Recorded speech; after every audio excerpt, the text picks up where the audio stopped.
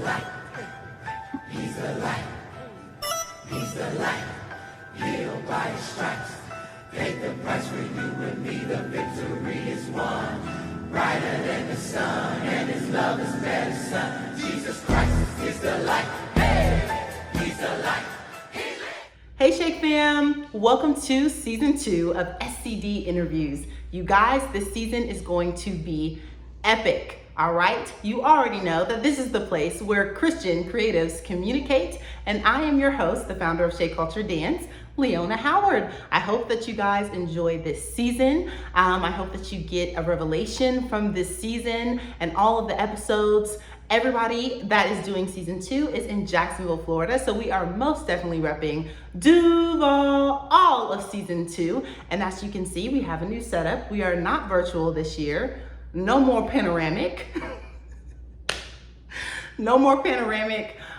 We will be doing it in-house. The interviews will be in person. So I hope that you guys enjoy our new setup and that you enjoy season 2. Let's get at it. Season 2 of SCD interviews. Hey Shake Fam, welcome to our season 2 premiere of SCD interviews where Christian creatives communicate.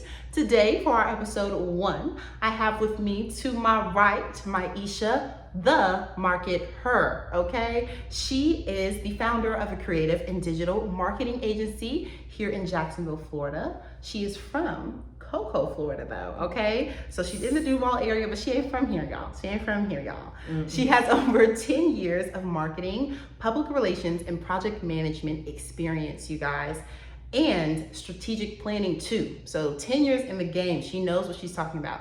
So not only is she a Christian creative, but she also is a Christian business owner. So she's about to drop some gems for us today, okay? Her services at The Market Her include marketing, branding and design, event management, and consulting and public relations, guys. They do it all. These services include, and these are just a few, okay? These are just a few, you guys. They include web design, photography, SEO, hosting events, and press releases, and so much more. If you wanna find out about their agency, The Market Her, you wanna go to themarkether.com, and that is MARKETHER.com if you want to learn more. Myesha, how are you doing? I think you got it all. I got it all? Yeah. I did my research, I sure did. Oh, yeah, you did. You did good. Mm-hmm. I'm ready to talk and share some information. I'm not an in front of the camera person. Okay. So forgive me if I seem a little off-putting, but this is not me. I like to set my clients up to be in front of cameras, my brand. Yeah. But I'm not that person. I don't like attention, which is hard. Well, you look good, girl. So here we're just trying to get to know you and your brand. Yes, okay? ma'am. So it's not all about you today. This is about your brand. Good. Honey. Okay, Loosen up then. Loosen up. Ooh. So what was the inspiration behind The Market Her, and how did you know when to start it exactly? Okay. So my journey in marketing began. Do I look at you or the camera? Me? Okay. Me? I'm asking. I don't know if it's them or you. Okay. I look at both of y'all. Okay. My journey in marketing began in college. So I was walking across the student courtyard one day. I saw this guy with a table, and there was a whole bunch of free stuff on there, but nobody was going to the table. Everybody was going to the other tables where you get like cheap little stuff. But this was a Red Bull table. Nobody really knew what Red Bull was at that time. It was very new. This was like 2007. Okay. And I'm looking at the dude. I walk over to the table. He has like $50, $100 gift cards. I'm like, yo, I'm a college student. We would love these things rather than like cups and koozies and pens and t-shirts, like keychains. We don't want that. We want gift cards and Red Bull. Right. Yes. We want the cash. Okay. And so he wasn't doing a good job. And so I just told him like, yo, you should be doing better than this. There's a lot of good stuff right here. And I kind of just was like, if I bring some people to the table to get free stuff, like, you know, will you hook me up with some extra stuff? Okay. For my friends that couldn't come and get stuff. Okay. And so, you know, long story short, I was around him for about like a day or two. And then he gave me his boss's card. And then within like a month, I was working his table. Wow. And then within 3 months, I had a team at every campus in Jacksonville. So I had JU, EWC, UNF, and FSCJ. I think it's Florida State College now. But it was FSCJ at the time. So I had 6 campuses that I was controlling. Like I was like 19 years old. Wow. And I didn't even know what I wanted to do. When I went to college to be a lawyer. That was my first major, to be an attorney, because that's what my parents, it was like, okay, be a doctor, lawyer, dentist, something like that. Okay. And so when I started doing this, it kind of turned me on to like, yo, I'm good at it. I'm very creative. I have a good personality, and I'm really, really good at it. So I worked throughout college with that company, did a few internships, worked a few corporate jobs, consulted for about 7 years on some major brands. Like I went on tour with some major rappers and singers. Like, you know, I don't really name drop, but you know, I really have had a wide variety of experience.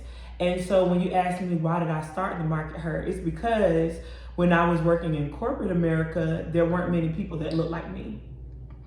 And as far as working, like black, female, some women, but mostly white men. Wow. Be very clear, white marketing. Okay. So when you think about different advertisings and how there's a lot of women in bathing suits, there's a lot of like, you know, if it's not a conscious brand or a brand that is targeted to women, if it's like beer, cigars, it's always gonna be sexist. Yeah. Not always gonna be, sometimes. And so I was working for a really big banking system here, and the way that they were trying to represent a black person in a commercial was not cool with me. Wow. It wasn't cool with me. Why do you want to put a mom by herself with 2 children, but then you have a black mom by herself with 2 children, but then you have a white man and a white woman and 2 children and make them look like a complete family, but then you're systematically pushing the notion that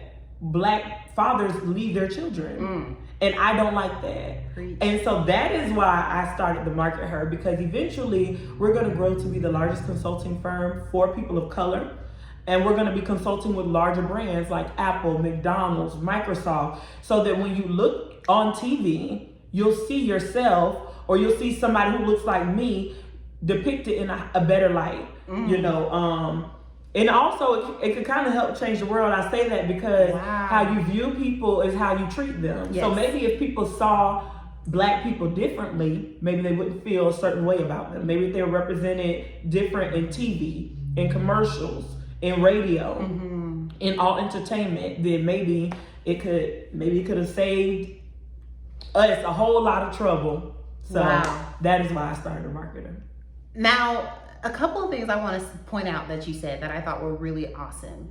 You said you understand what your impact is doing on a larger scale. And I think a lot of creatives don't know that what they're doing actually is impacting people. I think sometimes when people hear creative, they might say like, oh, you're just somebody who does something that you love and like you get paid for it. Yes, but it's bigger than that. Like we're actually making an impact. So in corporate America, you get your job, you understand how your job impacts the company, right? I think it's super cool that as a creative who is founding your own agency and has founded a very successful agency at that, guys, their Instagram is popping, can understand that what they're doing from a larger scale. They understand, okay, this is who we're trying to target. This is what we're trying to change from our experience. And this is not just impacting the marketing industry. This is impacting people who watch YouTube, who you know, go to work from a 9 to 5, whatever. So I'm really happy that you said that. It's really important to know why you're doing what you're doing and how it's impacting. Wow, that's awesome. And she started in college, guys, in college. So to all my young creatives out there who might feel like they're not, oh, I don't have enough money, or I don't have enough reach, or whatever. Like, she just came up to somebody and was like, oh, you can do this, this, this, and pretty much gave him consulting. I was just trying to get free stuff. I wasn't even trying to take his job. I was just trying to get more Red Bull for my friends. And she ended up like taking over all the colleges in Florida. So, hey, y'all, start where you're at. Start where you're at. If anything, start where you're at. That's super dope. That's super dope. So, have you seen any parallels within your faith and the principles of being a business owner? Do you like, you know, I don't know, like basic principles in Christianity? Do you ever see like, oh, this is why God says this in regards to running the agency? Yeah, I mean, I see it every day. Wow. Every day, personally and professionally.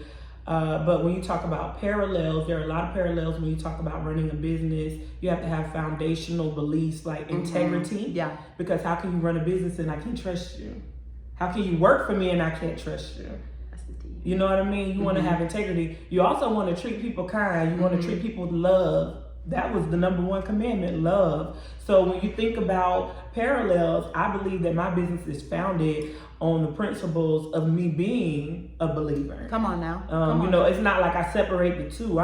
You know, there's even certain clients that I don't take because you don't line up with my beliefs. So I think everything, if you're a believer, everything's going to revolve around that. My job's not going to revolve, like my relationship with God is not going to revolve around my job. Come on now. Okay, Yeah. Everything revolves around a relationship. So parallel, I would say they're one and the same because they're both with the intention to give God glory. Yes.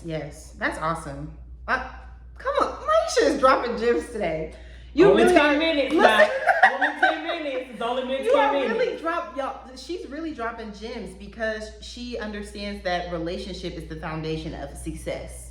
And if you're a Christian, you understand even deeper that your relationship with God is the foundation of your life, right? So I think it's really awesome to see someone who is a Christian creative who understands the order, because it's so easy for what you do creatively to become an idol. Yeah. It's so easy. You know, as a dancer, It's so easy. I can dance, you know, my stress away and not pray. That's happened before because in that moment, dance was an idol, or maybe your business or whatever. So it's like you're constantly keeping yourself in check. But when you know it, it's a lot easier to follow that principle. Absolutely. Yeah. And it's easy to be tripped up with making things a priority when they shouldn't, because you're passionate about it. Yeah. You know, that's why it's good to be passionate about God and your things about, you know, being involved in ministry and things of that sort. It's good to have a passion, because where passion lies is like where your drive is what's going to drive you to do everything that you need to complete. But yeah, man.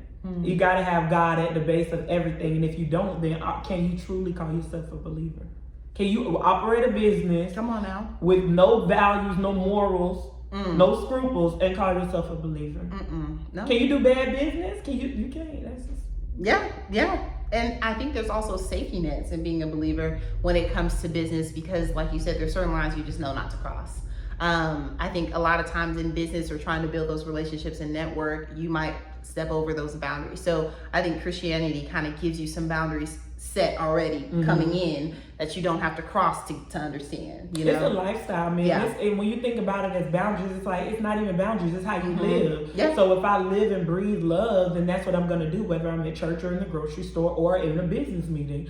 So I think that boundaries is a good word, but you got to just think about it as, this is who I am. It's my essence. Yes. And if this is who I am, this is who I'm going to be, here or there. Yes. And I also like that you have I don't know, like you're like the chill home girl. Like at church, like she was like the chill. I was like, I don't know, like even when I didn't speak to you at first, I was like, she's so chill, like she's so confident, but she knows like who she is, so she doesn't have to do so much. But at the same time, like you said, your essence is so big because you have that foundation of, this is who I am, this is what I'm good at. Like the confidence is definitely key, and it exudes from you. So like, confidence is key, props. but it's also about the journey. I've been in business for, I'm only 31, but I've been in business for almost 12 years now. I've had my business.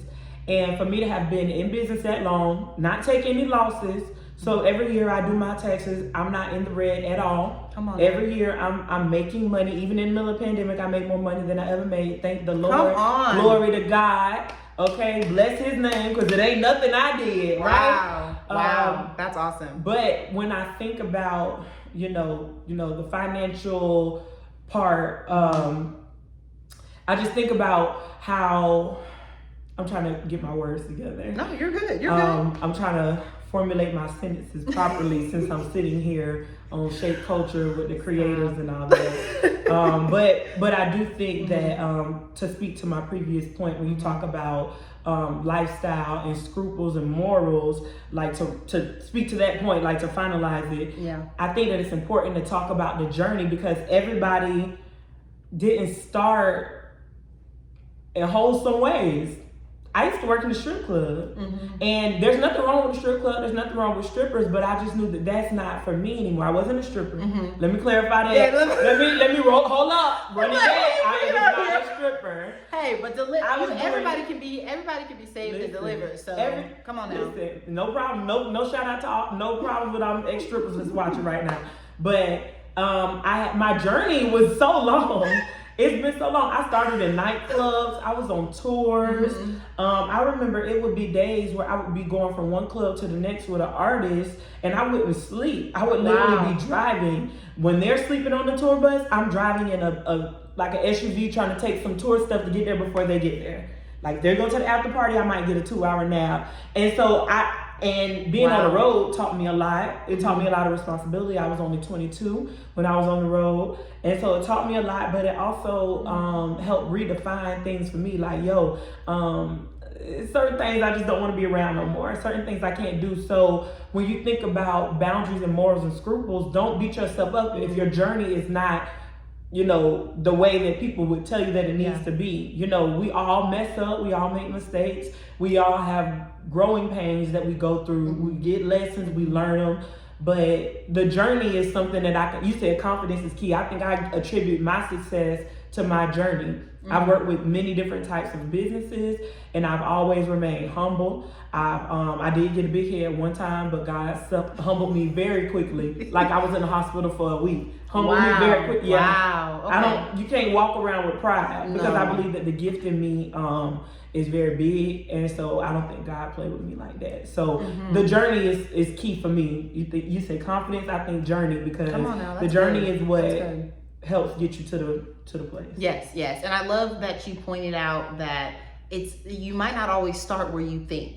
Like I'm sure in college you didn't have this huge idea and perspective of marketing. It's going to turn into this. It's going to turn into this. So I think that's why it's so important to tap into your gifts and your talents early, so that you can just know I can do this, and you may not know how you're going to use those things, but at least know what you're good at a young age. So I think that's also really crucial, so that you can go throughout that journey and get more understanding of the whys and how you're going to use it and who it's going to impact and all of that stuff. And you're young.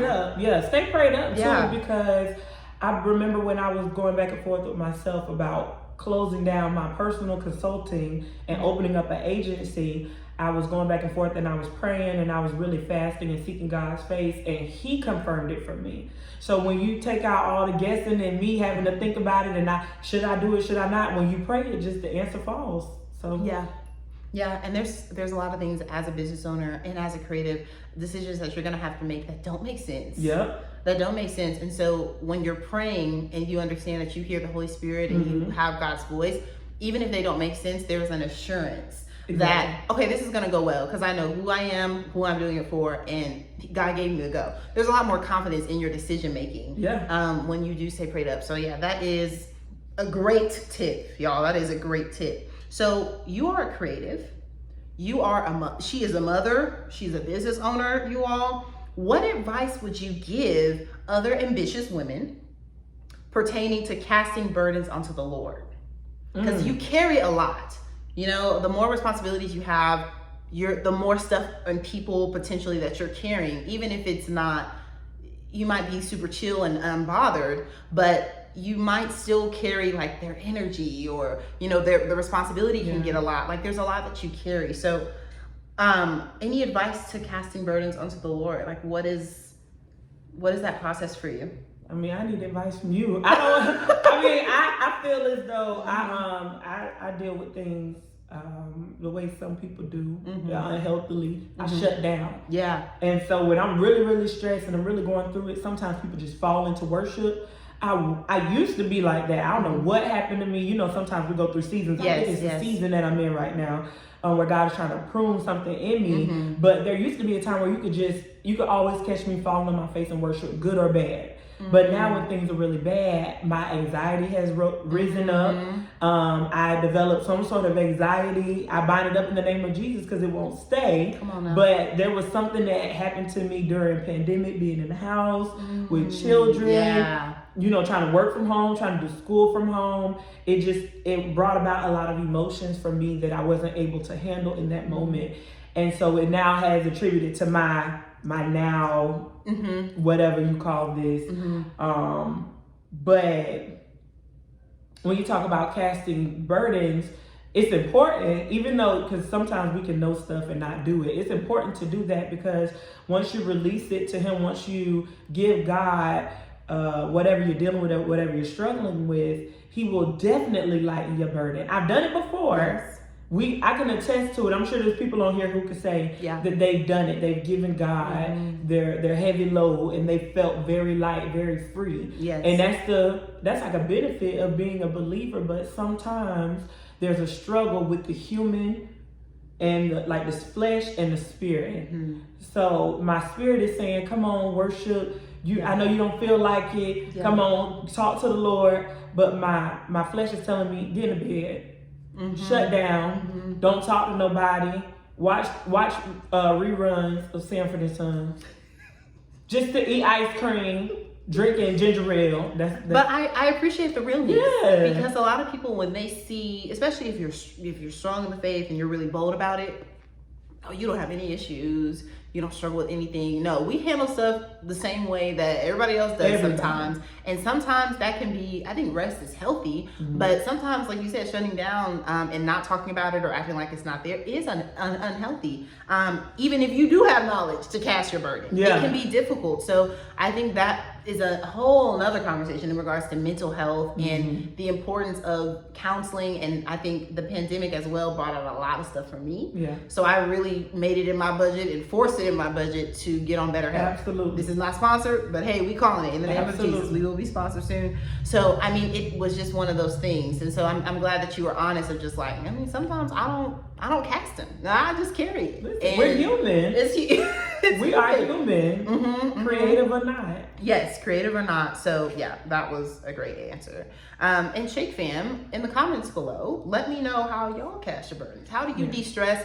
How do you take care of yourself? Or how do you know when like you've had too much? Like, let me know in the comment section, because we could all use everybody's advice. Let's get everybody's advice on that one. So how do you incorporate your faith in your business? Like, do you incorporate it with your customers or with your team in any way? Or like you said, is it just a lifestyle to you that ministers to other people?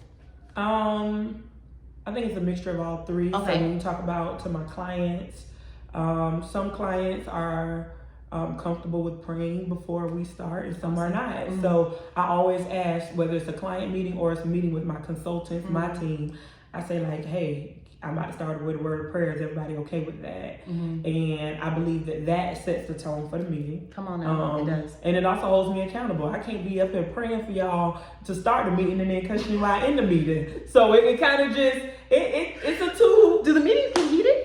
Listen. Woo! I mean, it's me. And there, I have a team of 12 consultants. So you have to understand, and we grew from 3 people to 12 people in like 6 months. Come on, divine numbers. Yes. Ooh. 3, 12, and 6. Look on. at that. This is so. That's good. Hey, I didn't even catch that. But yeah, so we grew. But when you talk about like team and it's kind of like, I'm not gonna tell that story. I slide. Slide on over. Slide on over. I almost told a story about one of my consultants and another But hey, that might be good, because the next question I have for you is, what has been the greatest test for you regarding working with other people?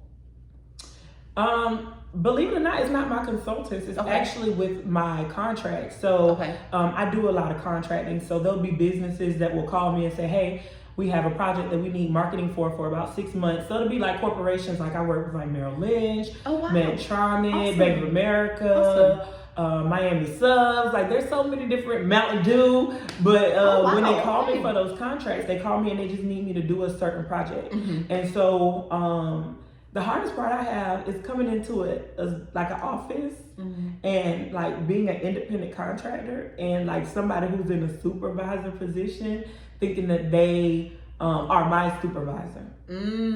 So that is one of the hardest things. And it also, now I'll be honest, sometimes I get a little big headed and I'm like, do you know who I am? Do you know how much they're paying me to be here? Come on Do now. you know? And I kind of step down. I don't play no games. But then I also am reminded sometimes, like, you got to be humble. Yeah. You know, whether you're the janitor or the CEO, it doesn't matter. Everybody deserves a certain level of respect. And so if they're asking me to do something, I should be respectful enough to speak to them or whatever it is. Right. You know, Yeah, so that's I good. think the hardest part for me is to work, because I've been working for myself for so long, is to enter an environment where I have to work for someone else. And there's like a hierarchy and Now, I'm not a, because I don't want anybody to think that I have an issue with authority. I don't, but I just work a certain way. So if I'm used to working alone, Right. I'm not used to being micromanaged. I'm an independent self-starter. Yes. I work well independently.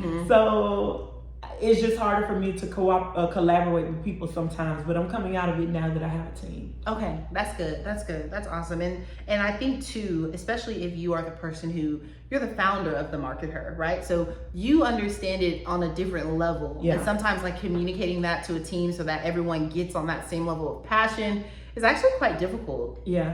Everybody doesn't see the vision. Everyone doesn't see the vision, and also everybody doesn't understand the sacrifice. I think as a creative, you understand. A lot of times, especially for me as a dancer, I'm just speaking for myself.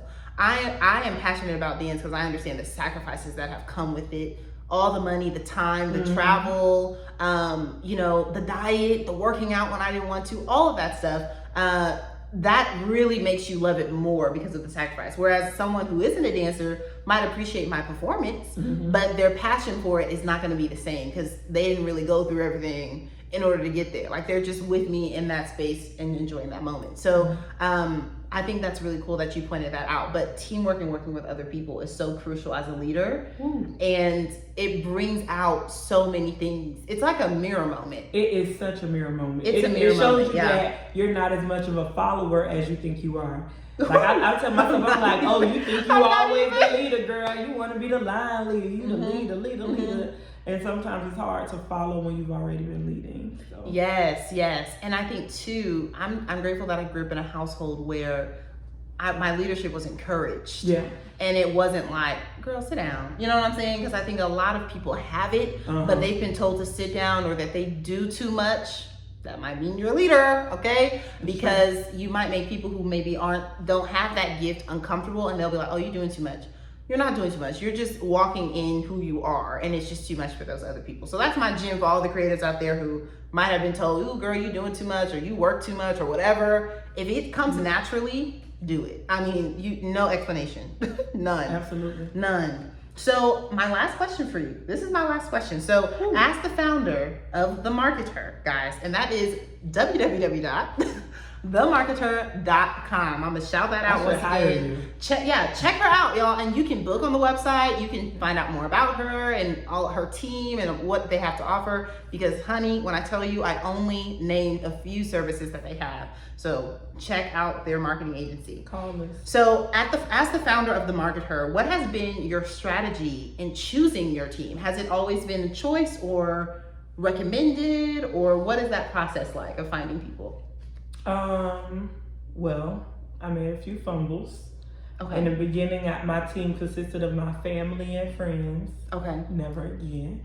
Then the second round, it consisted of like complete strangers. Never again. So now I have a good mix of, people who come highly recommended. Yeah. I do, whenever I hire consultants, I always look at their portfolios.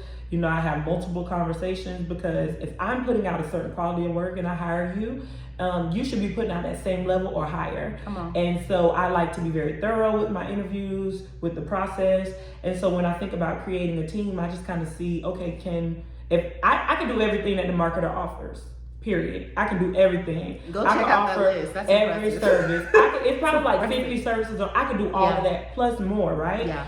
And if I can do that, I'm only going to hire somebody who can do it as good as me or better. Yeah. So when I pick my team, I use it kind of like a mirror.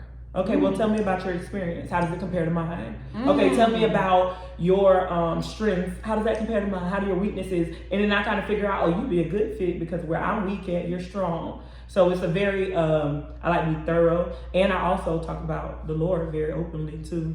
Like that's one of the last questions in the interview. But it's in there. It might be the last one, but it's in there. That's good. And I ask, you know, because if I'm building a business with a foundation of having a believer principle, yes, then I can't hire anybody who doesn't believe in that. So yes. Now, I think one thing that stood out more and that was so relatable was working with friends and family. I've never worked with family in regards to SCD. They are my biggest supporters, so shout out to my family in Oklahoma. Shout out to y'all. Love y'all. Oklahoma, Tulsa, Oklahoma. That's where I'm from. Wow. So never been there. Never been there. If you want to hike and have some good barbecue, we got you. Yeah, I do. Michael Todd. Oh yeah. Yeah. He's a family friend. He's awesome. He's really amazing. okay. My mom taught him and his brothers. Yeah, because everyone, transformation in a lot of popular churches came from Love Center. And yeah, that's a whole nother story. But that a very powerful ministry in the 90s, Black ministry in the 90s that blew up and then dissipated for reasons I'm not going to point out. And then the many other big ministries came out of that. So Transformation was one of them. Michael Todd's parents went there. My parents went there. A lot of ORU people. So it's really cool when you see the history of successful Christian creatives in Oklahoma. They always lead back to Love Center. It's so nice. awesome. It's dope. It's so awesome. I speak that for freedom. Yes, freedom church. We on the way. We on the way. All we are well lead back on the way. Yes. So, but yeah, working with friends. I didn't realize how to point out jealousy until I started a business. I think that's one of the hardest things you can do, because I think as women we're told, like, oh, this is your girlfriend's and it's fun and she don't mean no harm, and you kind of let your friends slip or whatever. But when it's coming to something that you're passionate about, and like you said, I have a standard for how I do things. So you gotta meet that standard, or you know what I'm saying? So, but yeah, there's a lot of things that come with working with friends that I was not expecting, but it taught me how to point out like what jealousy actually is, because I had never really thought about it at all. But once I learned what it looks like, I looked back at my school experiences and I was like, that's what that was. It wasn't this, it wasn't this, it was that, you know? Wow. So I think working with friends and family, if you do choose to do that, you're gonna learn a lot about yourself and the types of people that you can work with, like for sure. It's not gonna be easy, but you'll learn a lot in that process. And I'm really grateful for that really awkward time of being like, I'm gonna have to, we're done. You know, like. It shows you a lot about yourself and about the type of relationships that you have and carry. Yes, my circle leveled up when you become a bit, because your conversations change. You're always thinking about your brand. You're always thinking about. I don't want to sit around and talk about basketball wives all the time. No, it's different. Not all the time. I don't want to party all the time. Or like, gossip. Yeah. Who's doing what? I'm like, I have stuff to do. Like, you know, I'm also a full-time accountant, so I don't have time. You know, we gotta go. So being a creative definitely will keep you booked and busy in regards to having a drama-free life, and will allow you to be a lot more purpose-focused. So Myesha, are there any other last words that you have for our Shake fam? Anything else that you want to shout out that you can do besides the 50 things? Y'all go to her website. This girl can do everything and more, and that website is intense. Okay. Follow us on Instagram. Like us on Facebook. And I'll put it there too. Please, thank you. We just want to increase our numbers because eventually we're going to be up for some bigger contracts, and we, being a smaller, Black-owned, very Black and proud brand, our numbers don't compare to some of the larger agencies, but the work is there. The work, they're gonna get the work. So I always tell people the best support you can give me is just by liking and following and engaging with us online. Yes. So make sure you guys follow them. Shake fam, thank you guys so much for enjoying. Thank you for having me. Of course. This was dope. You definitely dropped a lot of gems. And she said she wasn't in front of the camera person, y'all, but she did extremely First and last time. She did extremely well. So Shake Fam, thank you all so much for tuning in to our season 2 premiere, and get ready for episode 2 next week. Bye. Brighter than the sun and his love is better.